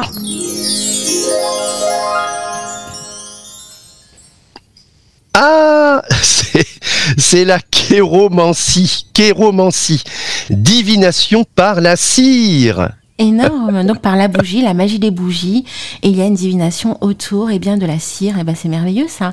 Si ça intéresse les witches, il suffit de faire une petite recherche sur le sujet. Alors moi je vais faire pareil, donc on va rester vers les A, B, C, hein. Donc la première, c'est un jeu qu'on fait, c'est merveilleux, c'est marrant. Alors attention, je ferme les yeux, hop, je ferme les yeux et en même temps j'appuie sur mon petit lecteur. Ah bah alors, tu sais quoi, alors c'est pas du jeu, hein, je vais te dire. Hein. Je suis tombée sur la cartomancie. Hein. Ah, mais c'est bien. Décidément. Bon, écoute, tu sais quoi, on va changer. Et là, j'en ai vu un qui est magnifique. C'est la divination par la pluie, qui est la brécomancie. Brécomancie, la divination par la pluie. Et là, ça me fait penser à une légende de Brocéliande. Quand on tape sur la pierre, de la fontaine de Barenton, on a l'orage qui arrive. C'est une légende très très connue à Brocéliande, donc dans la forêt de Brocéliande, et donc c'est un art divinatoire également, la brécomancie. On continue, mon très cher Torque ? Ah oui, ok, allez, on passe à la page des CD F. Allez, hop là. C'est pas. Ah bah alors là, j'ai la cryptomancie ou cryptomancie, divination par la farine d'orge. Bon, on revenait aux farines de tout à l'heure. Énorme. Je t'ai dit, hein, il y en a certains, ils sont très difficiles à dire. Hein. Donc, cryptomancie, donc par la farine d'orge. Ah attends, c'est rigolo. Alors un coucou à Laura là qui n'avait pas le moral là tout à l'heure et puis à Mimi Mireille parce que juste en dessous je lis chromiomancie, CRO2MYOMANCIE, divination par les oignons. Et ben voilà. Parce que Laura nous a fait une kitchen witch, hein, ouais. très particulière, ouais. sur les différents formes. Eh bien, elle décortique les plans de Mimi Mireille. Elle nous propose chaque dimanche matin la kitchen witch avec la petite touche Laura. Et Laura fait des recherches, sur le symbolisme et la magie autour d'un légume ou même d'une matière en lien avec la recette du jour. Et il y a les oignons dedans, donc c'est merveilleux. Donc tu as pensé à Laura, c'est bien. Mais oui, et puis je crois que au tout début, parce que là je ne suis pas sur le chat, mais Mimi Mireille nous écoute évidemment, mais elle parlait de la météo, je crois tout à l'heure, il y a un tout petit moment, et en fin de compte, prendre des oignons, peler un oignon, et en fin de compte, y a-t-il beaucoup de peau, où la peau est-elle épaisse ou moins épaisse? Eh bien nous apprendra en fin de compte si l'hiver sera rigoureux ou moins rigoureux. Et les dictons, alors oui, tu parlais de superstition tout à l'heure, ce qui est vraiment vraiment juste. On peut parler également des dictons, puisque un dicton quelque part est une mancie. Alors ça c'est fabuleux. Ah ouais, et en plus moi je suis une grande fan des dictons. Hein. Dans ma pratique, je l'utilise énormément. Et tu sais, j'ai créé un petit carnet de chaque mois du mois, quoi, avec une pratique de chaque mois. Et oui. En fait, à chaque fois, j'ai un dicton. Et de chaque année en année, j'essaie d'en chercher un différent. Et j'essaie de découvrir pourquoi il y a ce dicton-là. Et j'oriente ma pratique en lien avec ce dicton. Donc, je suis une grande fan de dictons aussi. Superstition, légende, dicton, tu vois. Donc c'est pas pour rien que je suis dans le milieu, hein. C'est génial. Alors, à mon tour, je vais tester. Attention, 1, 2, 3. Donc je me suis arrêtée à l'encromancie et j'adore cette type de divination. C'est la divination par les taches d'encre et en plus c'est aussi beaucoup utilisé par les psys. tu sais, alors je sais pas si c'est les psychiatres ou les psychologues, où en fait, donc ils mettent de l'encre, ils ferment le papier, ils l'ouvrent, et en fait, tu dois en tant que patient essayer de décoder cette tache d'encre et de voir un petit peu ce que tu y vois. Et il y a tout un côté psychologique qui s'empare de cet art divinatoire. Donc c'est assez marrant qu'en fin de compte, ce soit un art divinatoire retranscrit par les psychologues et les psychiatres, parce qu'en fin de compte, on peut un petit peu savoir dans quelle ambiance psychologique tu peux te trouver. Donc tu vois, voilà, je suis tombée dessus. Là, la divination par les taches d'encre, donc l'encromancie. Oh, c'est génial, vraiment c'est rigolo, vraiment. Tu vois, on fait des trucs sympas sur Witches Radio, hein, dans les Murmures du Chaudron. Hein. C'est original. Ah oui. On continue. Donc, prenez le plan, les amis, et amusez-vous. Vraiment, au hasard, il y a tellement de divination possible que c'est énorme. Donc, la page d'après, mon petit Torque. Ok.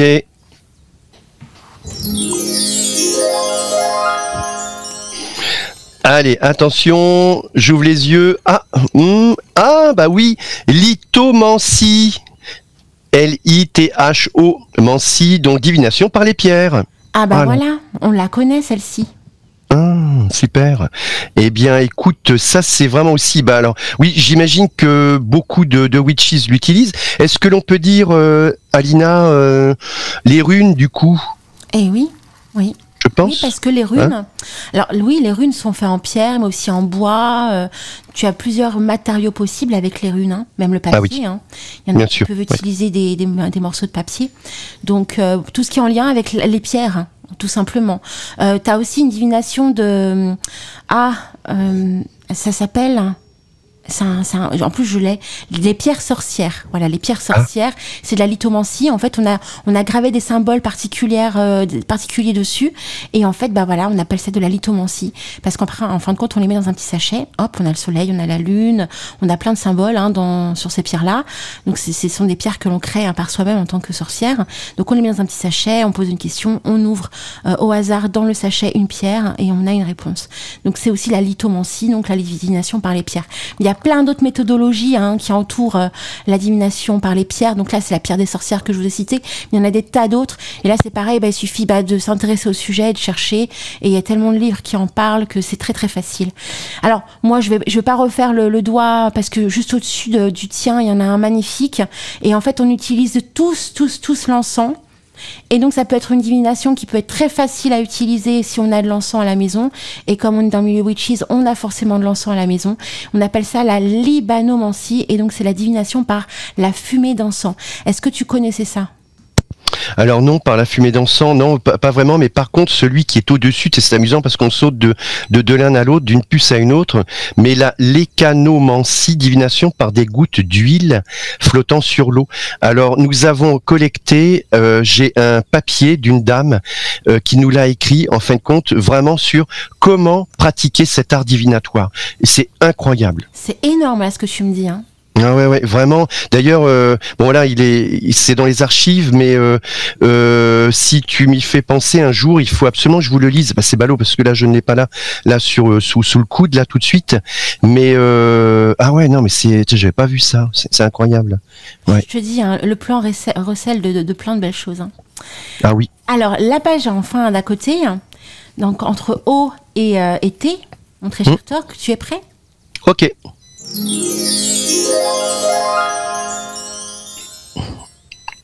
Hop là, tiens, marrant. La pétromancie, divination par les formes des rochers. Ah, j'adore. C'est comme la forme des nuages aussi, c'est une divination. Ah oui, et c'est vrai que quand on bouge, tiens, regarde, il y a une tête d'homme, ou là il y a un esprit ici, ou il y a ci, ou il y a ça, ou après on peut faire une divination, bien sûr. Ah ouais, c'est vraiment incroyable. Incroyable. Et pas loin de ce que tu viens donc de découvrir grâce à ton doigt magique, il y a la pissomancie. Alors c'est pas le pipi, hein, bien sûr. La pissomancie, c'est la divination par le jet de pois sec. Ah oui, ça c'est amusant. C'est dingue. Hein. Ah oui. Et enfin, là, tu as une toute petite liste pour terminer. Il est moins 10, donc on va pas trop tarder. Pour terminer, donc voilà, au hasard, l'un de ces entre T et Z. Tu es prêt ? Ok. Je fais travailler Torque ce soir, les amis. Hein. Waouh. Alors, attends. Alors, celui-là, mais alors, il est totalement improbable, Alina. Totalement improbable. La tyromancie. T-Y-R-O-mancie et divination par les fromages. J'en étais sûre que encore dès que tu as ouvert la bouche, tu as dit non, c'est pas possible. J'en étais sûre que tu avais tiré au sort celui-ci. Et en fait, je voulais absolument que tu tires dessus. Alors, tu vois, comme quoi c'est marrant. Je l'ai vu de suite, en fait, quand je t'ai dit de passer à cette page-là. Et je me suis dit, ça va être marrant parce que s'il tire dessus, il va juste halluciner. Donc, si vous êtes fan de fromage, les amis, il existe aussi la divination par le fromage. Différentes formes de fromage, hein. Et donc, c'est la tyromancie. Donc, T-Y-R-O-M-A-N-C-I-E. Tyromancie. Donc, voilà, mon petit Torque. Ouais, c'est vraiment impressionnant. Bon, va falloir qu'on essaye la tyromancie un jour ou l'autre. Franchement, un jour, écoute, on va faire une soirée spéciale divination. On va s'amuser à tester la liste, si tu veux. Chez notre fromager. Voilà, chez notre fromager, on va faire des recherches et puis on choisira quelques arts divinatoires dans la liste. On s'essaiera seul et après coup en direct. Ça te tente ? Ah oui, je veux bien, c'est énorme. Oui. Mais écoute, on va faire une petite pause musicale et après coup, on va avoir ton fameux tirage. Entendu. Et si je n'ai pas de witches qui me contactent pour passer à l'antenne, écoute, je me donne à toi ce soir. Ah oui, d'accord. Ok. C'est énorme. Excellent. Et écoute, on se laisse avec Luc Arbogast, si ça t'intéresse. Hein. Et Marie Yacoub, donc Veillée des oiseleurs. Donc voilà, 3 minutes de pause et on se retrouve juste après. Ça te permettra de te mettre aussi dans l'ambiance. Peut-être que tu as une façon aussi de tirer les cartes. Oui, bon là évidemment c'est un peu un milieu un petit peu particulier, mais bon j'ai l'habitude de le faire par téléphone quand les amis. Bon donc non, ça ne me gêne pas. Non, ça va. Ça va aller. Je suis dans une ambiance feutrée dans mon bureau. Voilà, tout va bien. Et en attendant les amis, donc pendant que l'on passe le titre de Luc Arbogast, eh bien il faudra pas hésiter à nous contacter par mail si vous voulez passer à l'antenne là tout de suite après la pause musicale pour avoir un tirage gratuit de notre très cher Torque. Donc pour nous contacter, ça n'a pas changé, donc c'est contact@witchesradio.fr. On attend vos messages. À tout à l'heure les amis. Le replay, ça s'est passé sur Witches Radio. Comment trouver la radio qu'il me faut? Une radio sorcière, mais sérieuse comme il le faut. J'ai enfin trouvé la radio qu'il me faut. C'est Witches Radio. Oui, Witches Radio. Witches Radio, la radio qui va vous enchanter. Et oui les amis, il est 22h54, on va terminer l'émission avec ce merveilleux tirage de Torque. Et avant que l'on ne lance le tirage, eh bien j'ai reçu quelques messages de nos witches, des mails, mais également un message sur Facebook. Alors c'est vrai que je déconnecte Facebook parce qu'à chaque fois que je reçois des messages de votre part, ou même des commentaires, eh bien on entend le petit son de Facebook et c'est pas très agréable via ma platine. Donc c'est pour ça, donc j'utilise mon téléphone portable. Et là on a reçu un message de Florian à qui on fait plein de gros bisous et qui nous dit bonsoir Alina, tu vas bien? Je suis en train d'écouter l'émission sur Witches Radio et l'émission s'annonce fascinante. Je suis moi-même en pleine recherche, étude et pratique de différentes techniques de divination, cartes principalement. Donc mon très cher Florian, si tu t'intéresses aux cartes et notamment au tarot de Marseille, sois à l'écoute du Réveil des sorcières chaque dimanche matin parce que dans l'effet Mimi de deuxième partie, Mimi nous décortique l'intégralité de la 18e lame de la carte de tarot qui est juste passionnante et vous allez voir demain, Mimi va nous parler vraiment de tout ce qui est en lien avec le symbolisme de la lune. C'est juste énorme tout ce qu'elle nous dit dessus. Donc vraiment, sois à l'écoute, tu verras, je pense que ça va beaucoup te plaire. Et il nous dit, je suis preneur pour le plan dont tu parlais, recensant différents arts divinatoires. Donc merci à toi mon très cher Florian et je t'enverrai tout ça par mail. Alors je pense que je te donnerai le lien du OneDrive via notre téléphone portable, sur MP Facebook. Alors, j'ai reçu aussi un autre message en début d'émission d'un auditeur qui est Lucas, qui en fait plein de gros bisous, et qui nous demande, mais comment peut-on, en fin de compte, retrouver les émissions du Murmure du Chaudron de l'année 2021 ? En fait, mon très cher Lucas, En fait, les Murmures du Chaudron est enregistré et après coup, je mets l'audio dans le OneDrive. Donc, si tu souhaites avoir les émissions dans son intégralité de la saison dernière, eh bien, il suffit que tu me contactes. Bah, là, c'est fait. Donc, je donnerai le lien des anciennes émissions de l'an dernier que je ne diffuse pas sur des plateformes. Par contre, pour cette saison-là et quelques émissions de la saison dernière, on les retrouve sur Witches TV, notre chaîne YouTube. YouTube, vous tapez Witches TV et vous retrouvez eh bien les Murmures du Chaudron et notamment des émissions. Notamment, on en avait eu une avec Marc Neu sur l'origine des baguettes magiques. Vous savez, c'est un grand passionné, Marc Neu, de baguettes magiques. Il en fabrique des tas et des tas et des tas.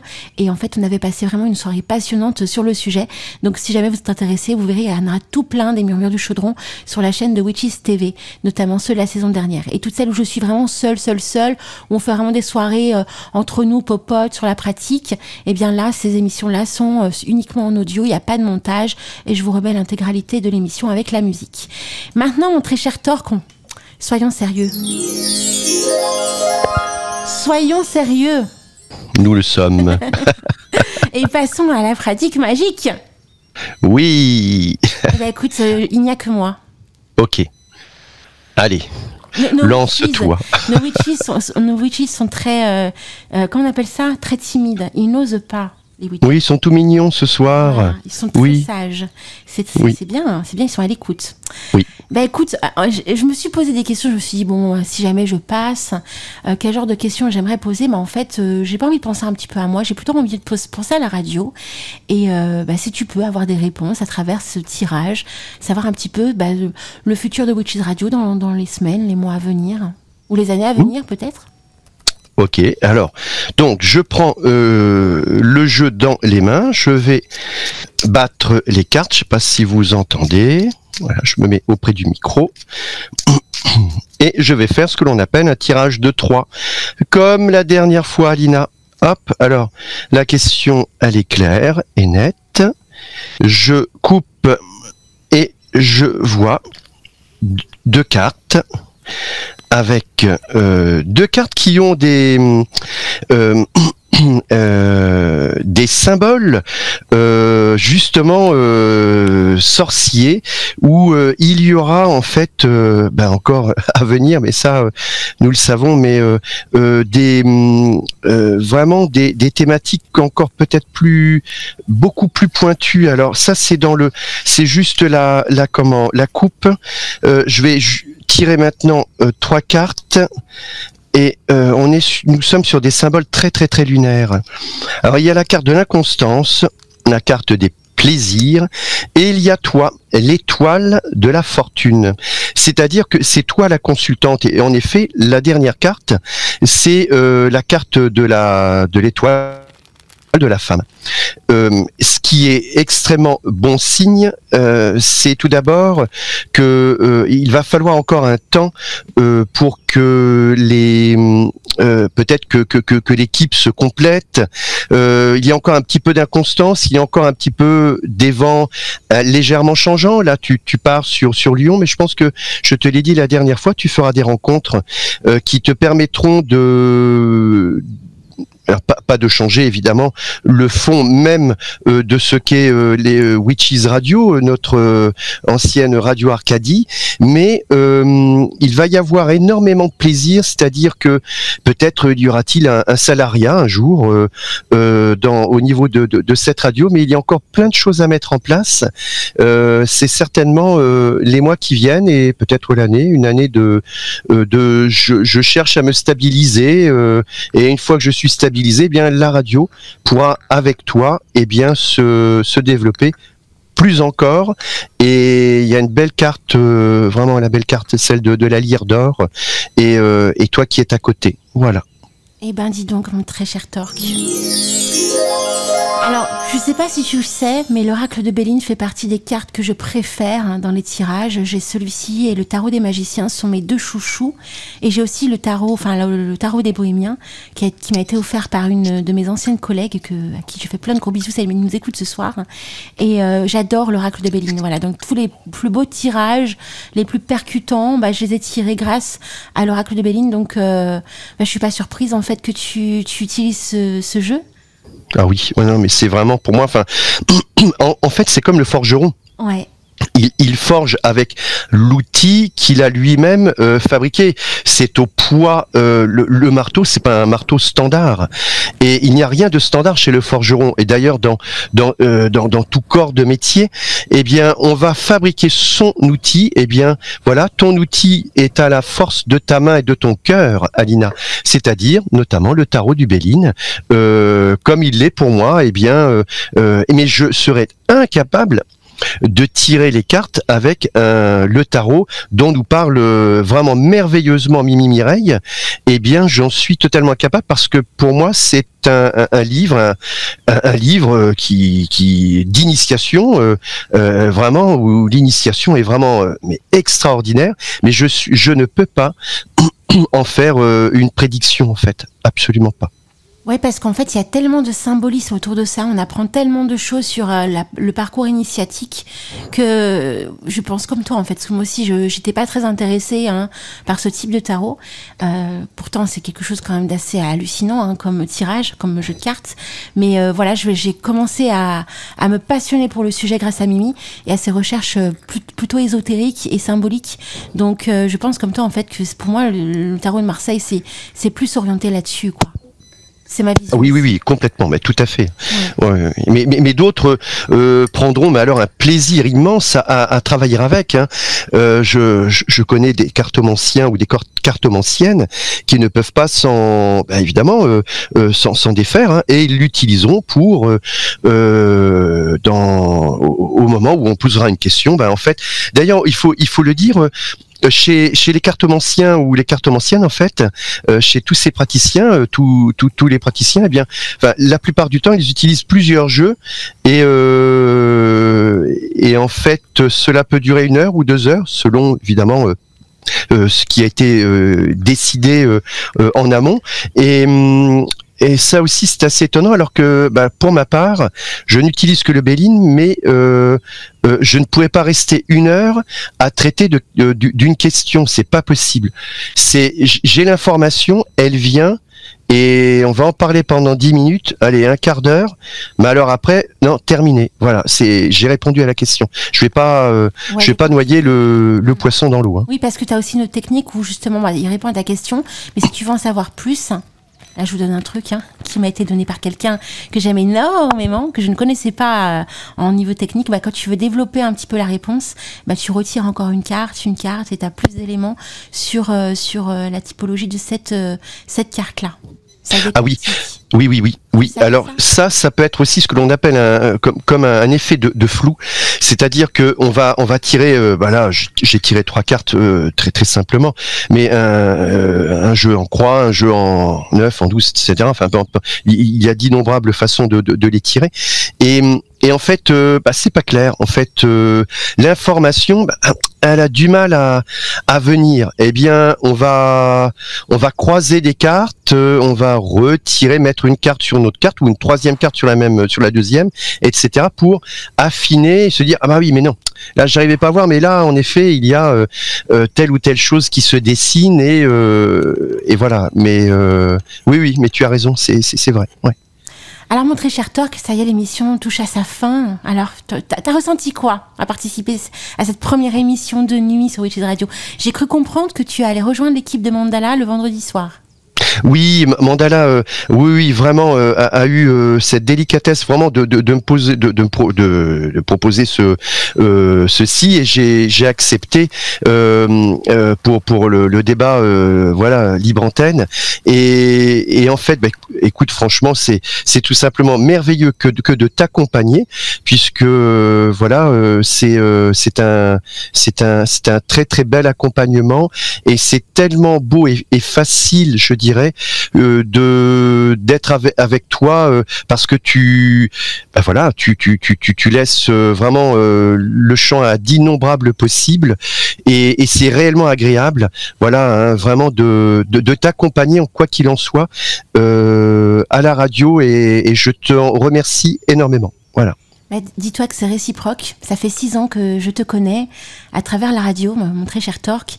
J'ai eu l'immense bonheur d'être peut-être l'une des premières au niveau média de t'interviewer et de découvrir ton beau métier.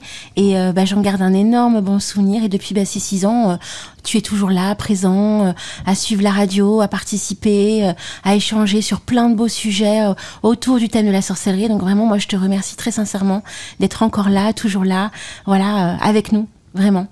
Bah oui, puis il y a toute l'équipe et puis il y a tous nos witches qui nous écoutent là. Alors donc voilà, gros bisous à eux et puissent-ils baigner encore dans toutes ces prédictions. Je sais pas. Soyez attentifs à tout ce qui se passe autour de vous et n'hésitez pas à essayer d'en faire des prédictions. Après tout, il faut le prendre déjà pour comme un jeu et puis affiner les choses. Voilà. C'est ça. C'est toujours dans l'expérimentation qu'on y arrive. Il faut s'essayer, il faut y aller, il faut pratiquer. Oui. Comme ça. Voilà. Mon petit Torque, je te fais plein de gros bisous. Bah écoute, on se retrouve pour le 4e dimanche du mois, pour d'autres chroniques magiques et enchanteresses dans l'émission du Réveil des sorcières, les objets magiques de Torque. Et puis tu repasses quand tu veux dans les murmures du chaudron. D'ailleurs, je t'invite déjà à essayer un petit peu de regarder la centaine de listes de divinations qui existent. Pourquoi pas d'en tester quelques-uns et après coup, en faire une émission spéciale sur le thème, nous dire un petit peu ce que tu as ressenti et pourquoi pas le faire en direct. Peut-être que si c'est certaines divinations un peu compliquées et qui doivent être faites dehors, ce sera un peu compliqué, mais pourquoi pas des arts divinatoires faciles d'accès à retranscrire en direct et dire un petit peu ce qu'on en a pensé. Bien sûr, l'expérience toujours. Ok. Merveilleux. On vous embrasse bien fort les amis. On se retrouve pour notre part demain matin de 10h à midi pour le Réveil des sorcières. Et on n'oublie pas, aujourd'hui, c'est l'anniversaire de Rémi Hortz et pour l'occasion, on va se laisser, avant que je lance le générique de fin, une musique merveilleuse que j'adore de Rémi Hortz qui est The Green Power. Donc voilà, écoutez bien The Green Power et après coup, ce sera la fin de l'émission des Murmures du Chaudron. Plein de gros bisous mon petit Torque. Je vous embrasse très fort. Bisous Alina, belle nuit. Voilà, magique. Bisous. Bisous. Witches Radio. Les sorcières dansent sur le son de Witches Radio.